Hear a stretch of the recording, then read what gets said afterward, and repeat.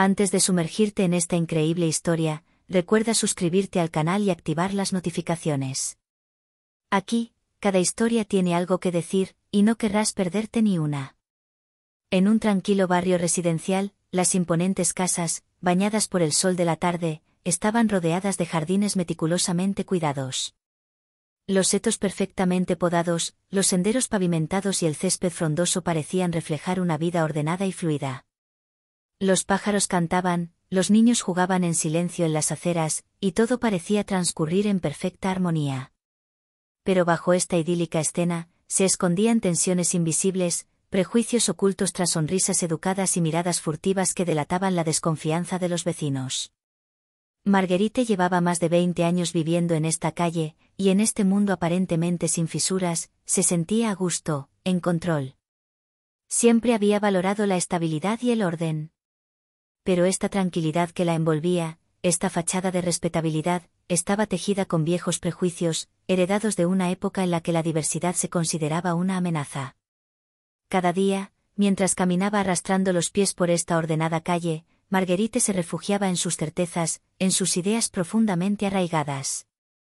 Su mirada dura y penetrante escrutaba cualquier cosa que se desviara del orden establecido. Había crecido en una familia donde las distinciones raciales no eran solo cuestión de color de piel, sino una forma de pensar, una forma de definirse. La gente como ellos no debería vivir aquí, se decía a sí misma. Ellos, eran las personas que no se parecían a las que estaba acostumbrada a ver en este barrio. En su mente, existía una clara separación entre quienes merecían la respetabilidad y quienes, según sus estándares, no la merecían. Este razonamiento se había forjado a lo largo de su vida, hasta convertirse en algo natural, un pensamiento casi irreflexivo. David, su vecino, encarnaba todo lo que había aprendido a temer. Aunque no representaba ninguna amenaza, su presencia la perturbaba profundamente. David no era como los demás vecinos. Era tranquilo, sereno, siempre sonriente, pero con una discreción que la inquietaba. Tenía un aire impecable, una presencia que, en su opinión, no pertenecía a su mundo. Cada vez que lo veía, ya fuera cortando el césped o charlando educadamente con otro vecino, una creciente inquietud la invadía. Esta calma, esta dignidad, eran casi demasiado perfectas, demasiado arraigadas. No podía entender cómo alguien como él, un hombre negro, podía vivir así, escapar de la etiqueta de forastero que ella le había asignado. Se preguntaba constantemente si no estaría representando un papel, ocultando una verdad que no podía comprender. Una tarde particularmente gris, mientras observaba a través de las cortinas el jardín de David, lo vio salir de su casa con un gran bolso de cuero negro.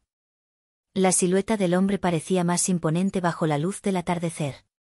Caminó hacia su camioneta con lentitud calculada, como si estuviera planeando algo misterioso.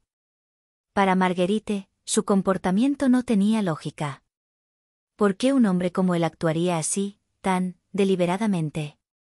Se preguntó si estaría planeando algo peligroso, quizás un robo, o peor aún, tráfico ilegal, pensó. No tenía pruebas, ninguna base sólida, pero la preocupación crecía dentro de ella como una onda expansiva. Ella cogió el teléfono, al principio vacilante, luego con una certeza que la dejó petrificada. Tengo que hacer algo antes de que haga algo estúpido. Su dedo tembló un instante sobre el teclado. Tenía que actuar rápido. Con un movimiento brusco, pulsó los números del 911. La voz de la operadora, neutral y profesional, resonó en el receptor. Policía, ¿cómo puedo ayudarle? Veo a un hombre extraño en el vecindario. Sale de una casa vecina con una bolsa grande, y me parece que trama algo sospechoso, mintió, con el corazón latiendo más rápido al hablar. Me miró de forma extraña, lo juro, se comporta de forma muy extraña. Tenemos que detenerlo antes de que haga alguna estupidez. La operadora tomó nota de su información y, aunque su llamada no fue clara ni precisa, envió una patrulla al barrio. Marguerite colgó, satisfecha, con la mente llena de certeza y justificación. Estaba convencida de haber hecho lo correcto. El problema era evidente, y era este vecino extraño, este hombre que no encajaba con su visión del mundo. Su decisión la tranquilizó. Unos minutos después, sonaron las sirenas de la policía. 2 agentes, un hombre y una mujer, llegaron en una patrulla, sus faros rompieron la calma de la tarde. Sus uniformes, austeros y perfectamente entallados, parecían anunciar el fin de la tranquilidad. Marguerite observó la llegada de la policía con satisfacción. Pero su mirada se agudizó cuando David, al salir de su jardín, vio a los agentes acercándose. Su instinto de calma y serenidad se activó al instante. Sabía que algo andaba mal. Los policías, sin explicación ni ceremonia, comenzaron a hacerle preguntas, con un tono abrupto y sin matices. Señor, queda arrestado como sospechoso de delito. Ponga las manos en el capó del coche y no se mueva, ordenó el policía con firmeza. David, acosado por un aluvión de preguntas injustificadas, mantuvo la calma.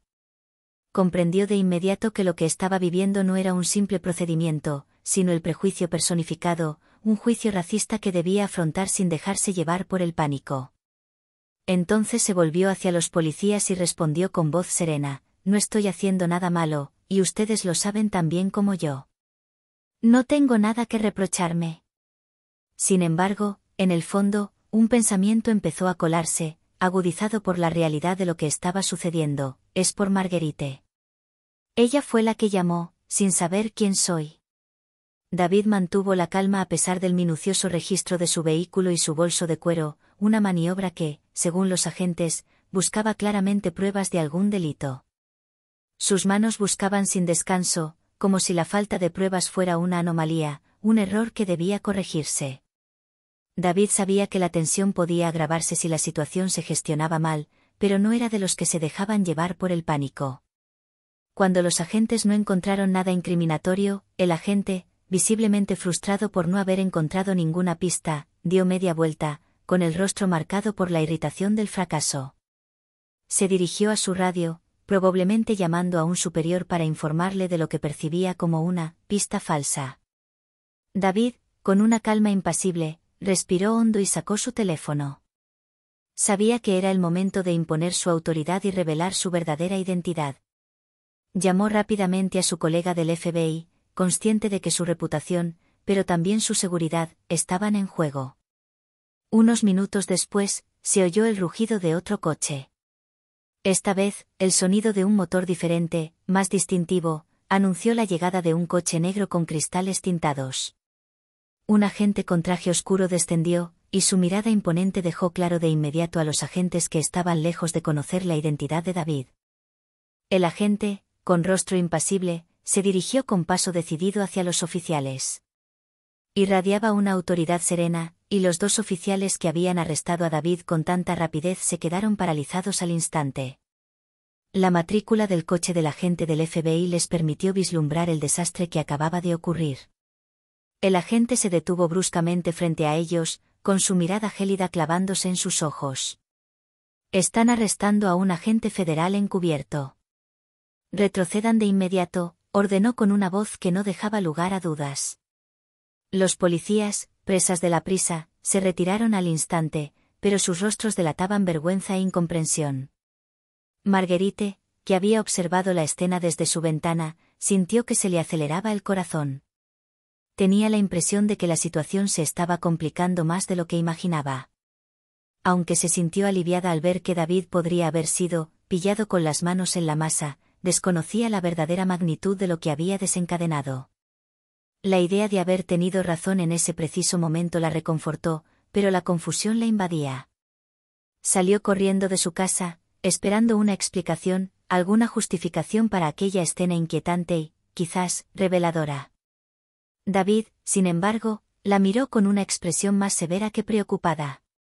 Sabía que un momento de confrontación directa era inevitable. Marguerite, no tienes ni idea de lo equivocada que estabas, dijo con calma pero con firmeza, con la mirada fija en ella.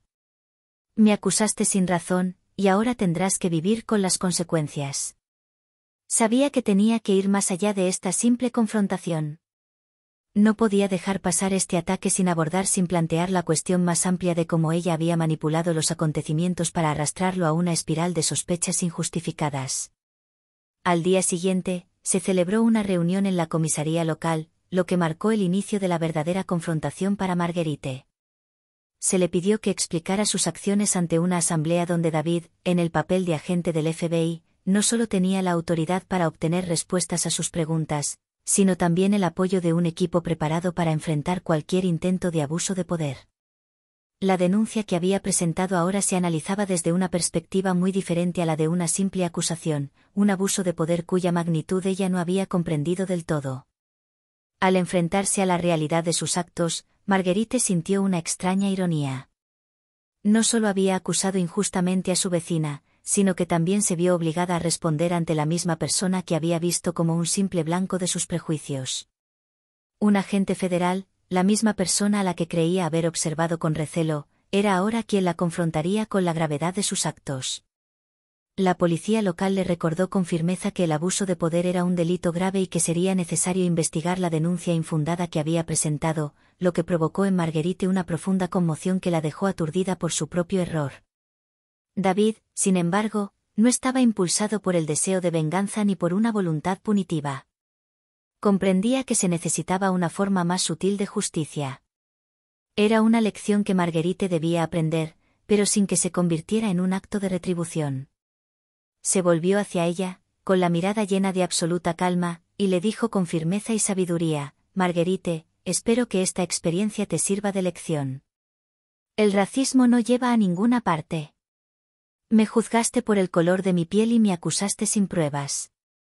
Pero espero que aprendas a ver a las personas como realmente son, y no por las falsas ideas que tienes en la cabeza».